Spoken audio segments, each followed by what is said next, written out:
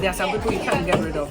Like if you don't like your parents, you can't get rid of them. You have to find ways to deal with them. There are people that do stuff that they don't even know what they are doing. That's something you have to understand them.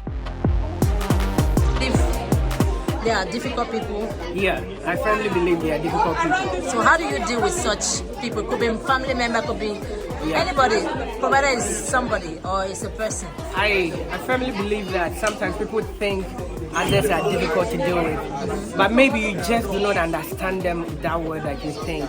So I do believe the easiest way to be friendly and also to have difficult people on your side is by trying to understand them as a person, because if you do, then you know what they like, what they do not want, and you can interact with them better. So for me, I think that's the easiest way to deal with them. So what if they're so like extremely Unpleasant. Okay, if they are, then I don't think there's nothing you can do. You just have to step aside for a bit.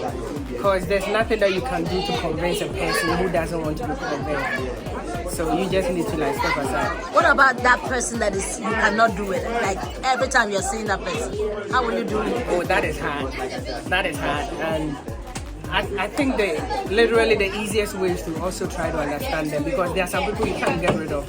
Like if you don't like your parents, you can't get rid of them. You have to find ways to deal with them. Okay. So I do think that's hard. Thank you so much. So managing difficult people, the first thing I want to do is I want to understand them. Everybody has a different perception about things. It is difficult, or we consider people difficult because sometimes their views are not the same as our views. But if we do understand them and we do factor in their views, then it makes it easier to come on a level plane and be able to get along and fight forward. So that's how I manage difficult people. But what if they keep doing the same thing? There are people that do stuff that they don't even know what they are doing. That's something you have to understand them. Once you understand them, then you can actually communicate, and they also have to understand where you're also coming from. But for every difficult situation, coming to a common ground is a good place to start.